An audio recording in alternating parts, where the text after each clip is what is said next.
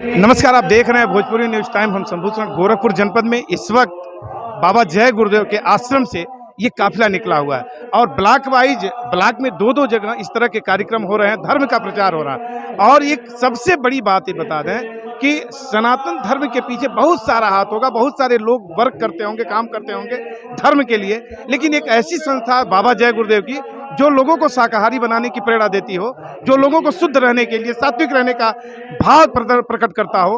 और मथुरा से जो बाबा जय गुरुदेव का सनातनी जो यहाँ के लोग थे, उनके जो अनुयायी थे, काफी संख्या में दिखे पीछे प्रेम में उमड़े हुए हैं। और आज गोरखपुर के प्यासी में, खोराबर ब्लॉक में बाबा जय गुरुदेव के आश्रम से तमाम लोग आए हुए हैं, जबकि वहाँ के पीठाधीश्वर महंत, वहाँ के श्रद्धेय पंकज जी यहाँ पे मौजूद हैं। जैसा कि मैं बता रहा था कि काफी भीड़ आई है मथुरा से, एक हर जगह जिलेवार, क्योंकि गोरखपुर जिले में और वो भी खासतौर से खोराबर ब्लॉक के प्यासी में, तो यहाँ पे लोग चर्चा भी कर रहे थे कि जब बाबा जय गुरुदेव रहा करते थे तो कभी प्यासी की धरती पे, कुही की धरती पे आए थे। और वो चर्चा जब पहले आए थे, मैं समझता हूँ कि 50 साल 60 साल पहले बाबा जय गुरुदेव कभी यहाँ आए थे, तो उसकी चर्चा आज भी होती है। और उसी तरह से सेम आज पंकज जी महाराज प्यासी की धरती पे आए हैं, तो उनकी भी चर्चा काफी दिन तक चले लोग उनके विषय में। चूंकि मैं बताया था कि शाकाहारी होने का जो प्रण है इस संस्था का, वो सबसे अच्छा लगता है, उम्दा लगता है। तो जो महामंत्री हैं मथुरा के, जो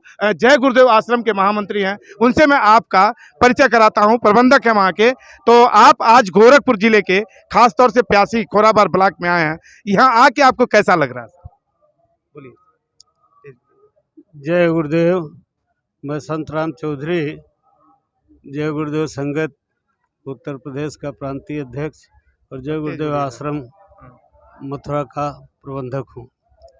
24 मई से जय गुरुदेव शाकाहार सदाचार मद्य निषेध आध्यात्मिक जनजागरण यात्रा संस्था के अध्यक्ष पूज्य पंकज जी महाराज, जो कि विख्यात संत बाबा जय गुरुदेव जी महाराज के उत्तराधिकारी हैं, निकली हुई हैं। और ज़्यादा से ज़्यादा समय इस गोरखपुर के जनता को उन्होंने दिया है। प्रत्येक ब्लॉक में दो दो कार्यक्रम हो रहे हैं जी।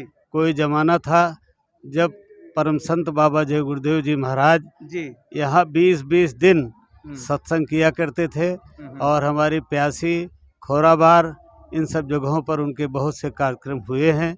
और गोरखपुर की जनता ने प्रारंभ में उनका साथ दे करके संगत को बढ़ाने में बहुत मदद की है।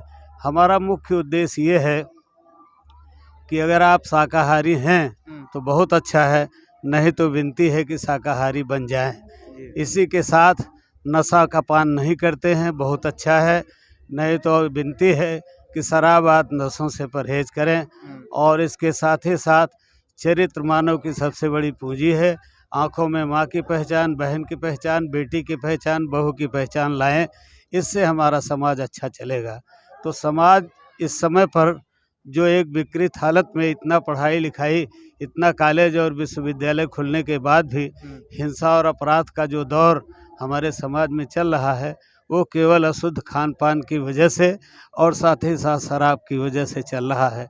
इसलिए समाज के सभी बुद्धिजीवियों और धार्मिक लोगों से, समाज सेवियों से ये अनुरोध करते हैं कि लोगों को शाकाहारी बनाने में और मद्य छोड़ने में और साथ ही साथ चरित्र उत्थान में मदद करें, क्योंकि बाबा जी की बातें समय आ गया है, लोग बहुत याद करेंगे। क्योंकि उसमें उस समय हम लोग ये प्रार्थना गाते थे कि जितने भी नशा और खान पान का लोग सेवन करते हैं, उनके सामने बहुत कठिनाई आएगी। और अभी उनकी भविष्यवाणियाँ जो भी आपने कोविड के रूप में देखा है, इसको सन 73 में जोधपुर में बोलते हुए उस समय चेतावनी दिया था। और फिर जो है 31 अक्टूबर 1996 को और खंडवा ज़िले में बोलते हुए चेतावनी दिया था कि भाई जो आपने हिंसा और अपराध का रास्ता चुन लिया है, ये बहुत घातक है। इसलिए आप सब लोग कोशिश करें कि धर्म के रास्ते पर, अच्छे रास्ते पर चलें, एक दूसरे के काम आएँ। नहीं तो भविष्य में क्या होगा कि चंडी एक देवता है, वो निकली हुई है, सबका धन वो खत्म करेगी और उसके बाद अन्न की कमी होगी और वो लड़ाई एक दूसरे से कहेगी राष्ट्रपति और प्रधानमंत्री की बुद्धि पर बैठकर किस देश पर हमला करो, तो इसमें तो खर्चा बहुत होता है। और फिर आपसे जब लोग मांगेंगे कि हमको अनाज दीजिए तो अपने पास भी नहीं। तो ऐसी परिस्थितियों से बचने के लिए भगवान का भजन और शाकाहारी जीवन और मानवतावादी जीवन जीने की आवश्यकता है। एक और भी लोगों के अंदर भ्रांतियां चल रही है। जैसे लोग कहते हैं कि अब वो क्या सच्चाई है, इस पे आप पटाक्षेप करेंगे।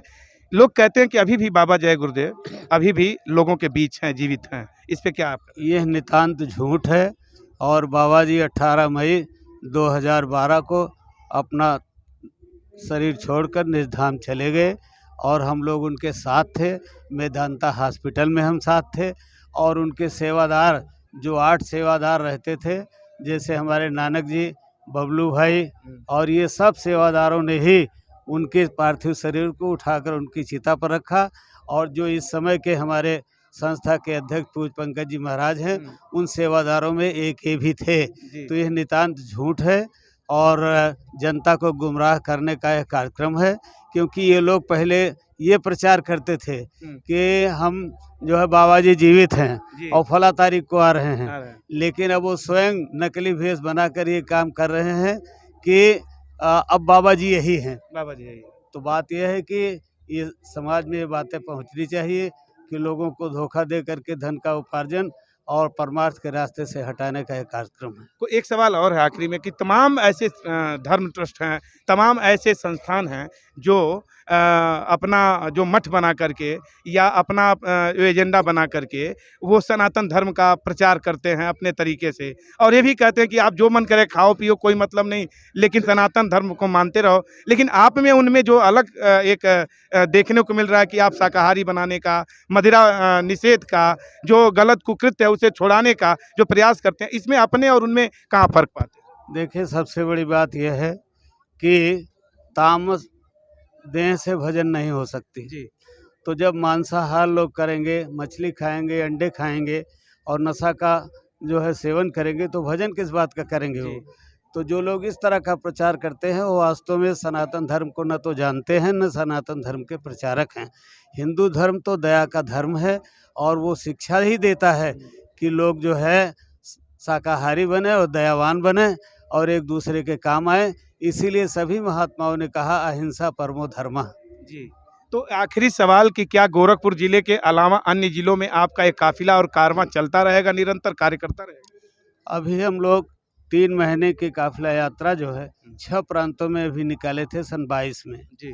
उसके बाद फिर दूसरी यात्रा हमारी जो है इधर गुजरात और मध्य प्रदेश की निकली।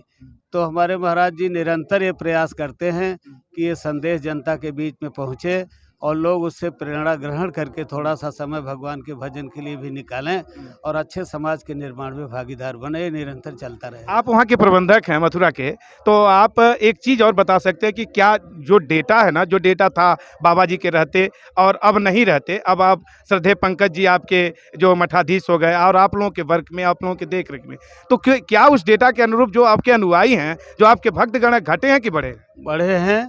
और वो एक दर्शनीय दृश्य होता है जिस दिन सत्संग पूज्य महाराज जी का होता है। हमारे आश्रम पर कुल 4 कार्यक्रम होते हैं जी। एक तो होली का कार्यक्रम और दूसरा मई में गुरु महाराज का जो भंडारा है, 18 मई का उनका दिन है निर्वाण का, तो 17 से 21 तक हर साल एक मनाया जाता है। इसके बाद गुरु पूर्णिमा जो आषाढ़ की पूर्णमासी है उसको गुरु पूर्णिमा का स्थान प्राप्त है, उस पर कार्यक्रम होता है। और जो सबसे बड़ा कार्यक्रम हमारा है वो हो नवंबर दिसंबर में हिंदी के तारीख से अगहन सुदी 10वीं को वो पढ़ता है हमारे दादा गुरु जी महाराज, जिनका नाम पूज्यपाद स्वामी घूरेलाल जी महाराज, जो अलौकिक प्रतिभा के धनी और ऐसे महापुरुष थे जो अपने को बहुत छिपा कर रखते थे। बाबा जी के गुरु महाराज थे। सबसे अधिक उपस्थिति उस पर होती है, जगह हमारे पास कम पड़ जाती है।